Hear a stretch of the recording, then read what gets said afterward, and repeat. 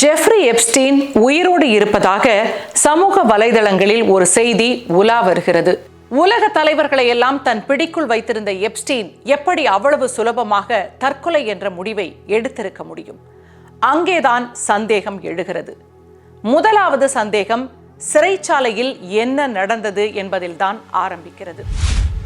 அதுநாள் வரை இன்னொரு நபருடன் இருந்த எப்ஸ்டீன் திடீரென தனிமைப்படுத்தப்படுகிறான்.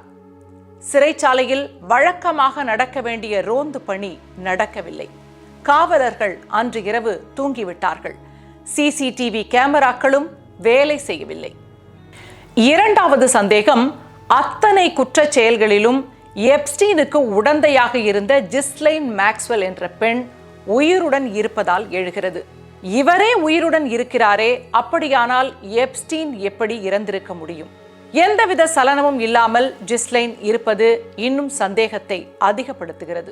மூன்றாவது சந்தேகம் எப்ஸ்டீனின் இறந்த உடலை வைத்து எழுப்பப்படுகிறது. அவர் இறந்த நிலையில் படுத்திருக்கும் பொழுது அவருடைய மூக்கும் காதும் வேறு மாதிரி இருக்கிறது. அதனால் இது எப்ஸ்டீன் உடலே இல்லை என்று பலரும் வாதிடுகிறார்கள். இதையெல்லாம் தாண்டி எப்ஸ்டீன் தில்லாலங்கடி வேலைகளில் தலை சிறந்தவர். 2012ஆம் ஆண்டு அனுப்பிய ஒரு இமெயிலை காட்டி பல பேர் அவர் ஒரு ஏமாற்று பேர்வழி என்று வாதிடுகிறார்கள். அந்த இமெயிலில் என்ன இருந்தது? இறந்தது போல் மற்றவர்களை ஏமாற்றுவது என்பது ஒரு சாதாரண காரியம் என்று யாருக்கோ அவர் ஒரு இமெயிலை அனுப்பியிருக்கிறார். அதன் அடிப்படையில் பார்த்தால் எப்ஸ்டீன் ஏமாற்றி இருக்கக்கூடும். ஆனால் அமெரிக்க அரசாங்கம் அடித்து சொல்கிறது, 2019ஆம் ஆண்டு ஆகஸ்ட் மாதம் 10ஆம் தேதி எப்ஸ்டீன் தன்னுடைய சிறை அறையிலேயே தற்கொலை செய்து கொண்டார். அதில் எந்த ஒரு சந்தேகமும் தேவையில்லை என்று கூறுகிறார்கள். இதற்கிடையே எப்ஸ்டீனின் இறப்புக்கு பிறகு அந்த மர்ம தீவை ட்ரோன் கேமரா மூலமாக ஒருவர் படம் எடுத்திருக்கிறார். அங்கே எப்ஸ்டீனை போலவே ஒருவர் ஜீப்பின் மீது சாய்ந்து நின்று கொண்டிருக்கிறார். அப்படியானால் அவர் யார்?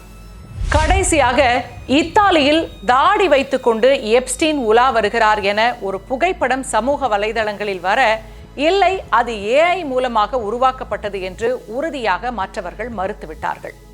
கடைசியாக ஒரு ஆதாரம் சமூக வலைதளங்களில் உலா வந்து கொண்டிருக்கிறது. ஜெஃப்ரி எப்ஸ்டீன் வீடியோ கேம் விளையாடினார். ஃபோர்ட்நைட் என்ற வீடியோ கேமை அவர் விளையாடியதற்கான ஆதாரம் இருக்கிறது. அவர் தன்னுடைய ஐடியான லிட்டில் செயின்ட் ஜெஃப் என்ற ஐடியிலிருந்து ஃபோர்ட்நைட் விளையாட்டை விளையாடியதாக பலரும் வாதிட, இல்லை விளையாட்டுக்காக யாரோ அந்த பெயரை பயன்படுத்தி இருக்கிறார்கள் என்று அதற்கும் முற்றுப்புள்ளி வைத்துவிட்டார்கள். எப்ஸ்டீன் தற்கொலை செய்து கொண்டது உண்மை என்றால் அன்றைய தினமோ அதற்கு முன்போ வித்தியாசமாக ஏதேனும் நடந்திருக்க வேண்டும். ஏதோ ஒரு அழுத்தம் எப்ஸ்டீனுக்கு இருந்திருந்தால் கூடுதல் கண்காணிப்பு இருந்திருக்கலாம், அல்லது கூடவே சிறையில் யாராவது இருந்திருக்கலாம்.